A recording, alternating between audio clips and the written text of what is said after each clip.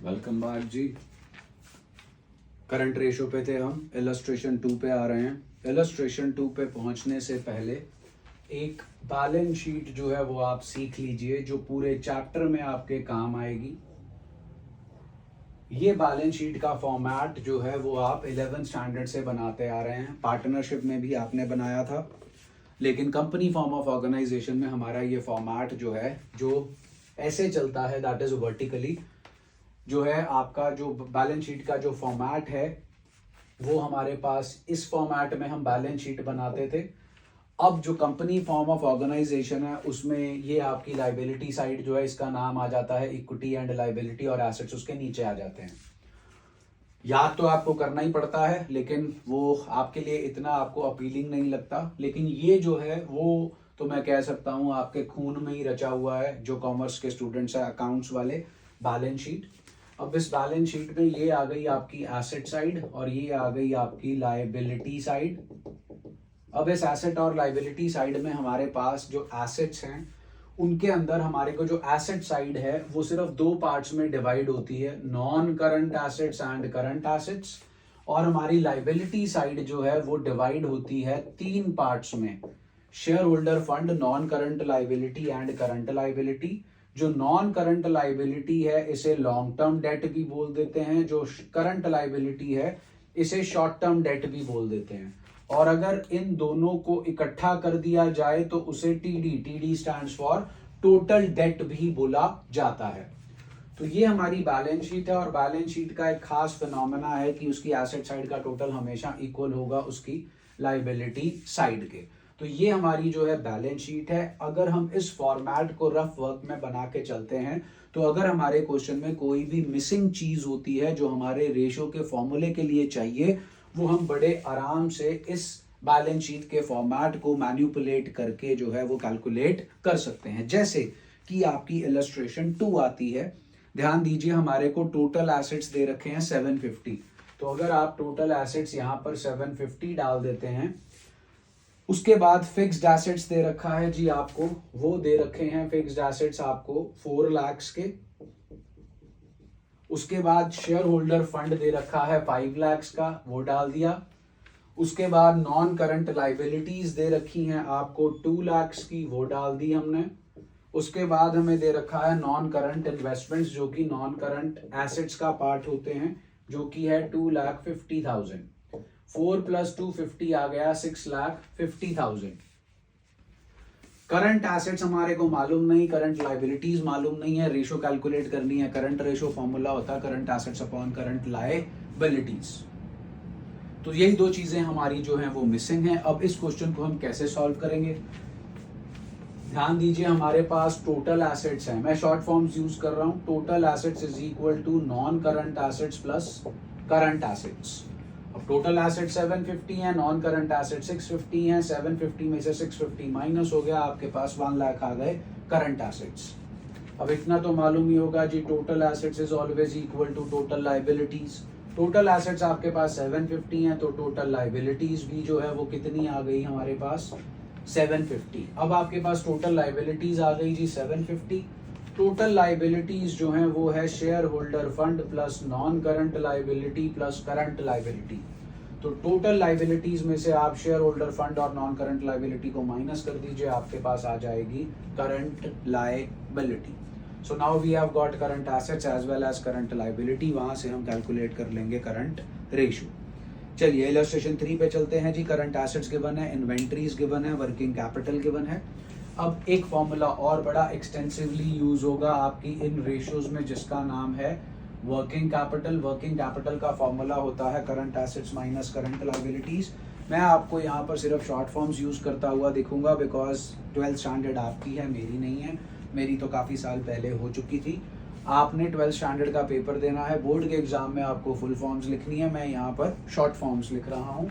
Working capital is equal to current assets minus current liabilities. ध्यान दीजिए illustration 3 हमारे पास वर्किंग कैपिटल है। जब हमारे पास वर्किंग कैपिटल का फॉर्मूला गिवन होगा उसमें करंट एसेट्स और करंट लायबिलिटीज, इन तीन में से अगर आपको क्वेश्चन में कोई भी दो आइटम्स गिवन होंगी तो तीसरी आइटम आप कैलकुलेट कर सकते हैं। सो हमारे पास वर्किंग कैपिटल और करंट एसेट्स को हम अगर इसमें डालेंगे तो करंट लाइबिलिटीज निकल कर आ जाएगी। हमारी रेशो है current ratio, current assets upon current liabilities. So current ratio calculate हो जाएगी। इन्वेंट्रीज आपको जान के दे रखा है कंफ्यूज करने के लिए। इन्वेंट्रीज आपके करंट एसेट्स में ऑलरेडी इंक्लूडेड है। आपका जो ये चैप्टर है इसके अंदर आपको सिर्फ और सिर्फ जो है टीएस के क्वेश्चंस करने की ज़रूरत है, वही आपकी सारी तैयारी करवा देगा। जो आपकी पहली इलस्ट्रेशन थी उसके इक्विवेलेंट क्वेश्चन था टीएस का क्वेश्चन नंबर 1, इलस्ट्रेशन 2 में टीएस का क्वेश्चन नंबर 2 आता है, illustration 3 is equal to TS question number 3।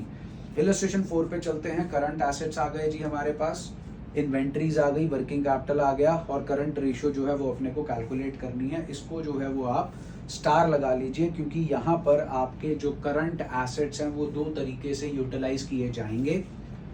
अगर आपने पहली वीडियो देखी हो जिसके अंदर करंट रेशियो का ओवरव्यू दिया गया था, तो मैंने आपको बोला था while calculating current ratio, current assets के अंदर दो चीज़ों को कंसिडर नहीं करना है, और वो दो चीज़ें हैं loose tools and stores and spares. इन दोनों को जो है वो हमने कंसिडर नहीं करना है। तो ध्यान दीजिए, हमारे पास क्वेश्चन के अंदर वर्किंग कैपिटल दे रखी है 2,25,000, करंट एसेट्स दे रखे हैं 525। जब हम इस फॉर्मूले को अप्लाई करेंगे, जो कि हमारे पास वर्किंग कैपिटल 225 देता है, करंट एसेट्स 525 देता है और करंट लाइबिलिटी, यहाँ से हमारे पास करंट लाइबिलिटीज जो है वो निकल कर आ जाएंगी, जो कि हमारे पास निकल कर आती हैं आफ्टर कैलकुलेशन 3 लाख रुपीज।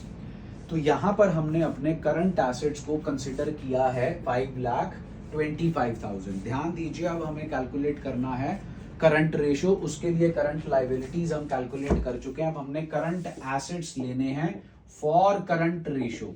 अब करंट एसेट्स आप बोलेंगे 525 है तो सही, वो ले लीजिए। नहीं, वो नहीं लिए जाएंगे, क्योंकि करंट एसेट्स के अंदर एक आइटम है इन्वेंट्रीज, और उस इन्वेंट्री के अंदर एक आइटम पड़ी है लूज टूल्स, जो कि है 75,000 की। तो हमें हमारी इन्वेंट्रीज के अंदर एक आइटम मिल गई जो कि है लूज टूल्स, जो कि हम करंट रेशो कैलकुलेट करते वक्त करंट एसेट्स का पार्ट कंसिडर नहीं करते हैं। तो हमें 525 में से 75,000 जो है वो सब्ट्रैक्ट करना होगा। 525 minus 75,000 gives us 4,50,000।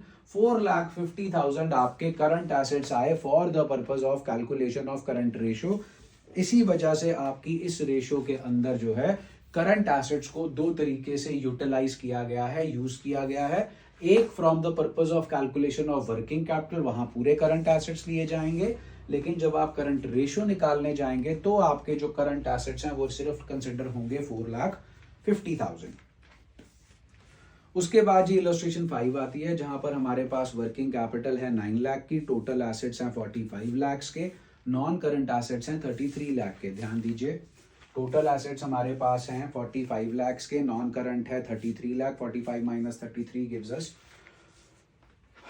12 lakh. 12 lakh के आ गए हमारे पास करंट एसेट्स।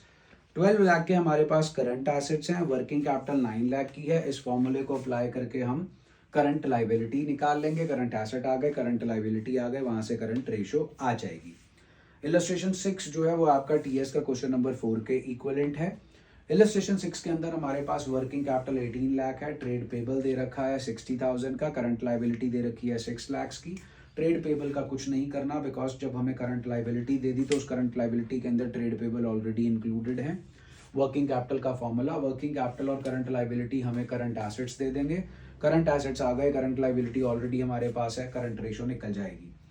इलस्ट्रेशन 7 के अंदर वर्किंग कैपिटल दे रखी है, टोटल डेट दे रखा है, नॉन करंट लाइबिलिटी दे रखी है। ध्यान दीजिए, हमारा जो टोटल डेट है which is equal to non current liability plus current liability. इस फॉर्मूले के अंदर आपको वैल्यूज पुट करनी है। हमें टोटल डेट मालूम है 45 लाख, नॉन करंट लाइबिलिटी मालूम है 40 लाख। 45 में से 40 चले गए, हमारे पास 5 लाख आया। 5 लाख आ गई हमारी करंट लाइबिलिटी। करंट लाइबिलिटी और वर्किंग कैपिटल हमें करंट एसेट्स दे देंगे। करंट एसेट्स और करंट लाइबिलिटी से हम करंट रेशो निकाल लेंगे। टीएस का क्वेश्चन नंबर 5 इसके इक्विवेलेंट है।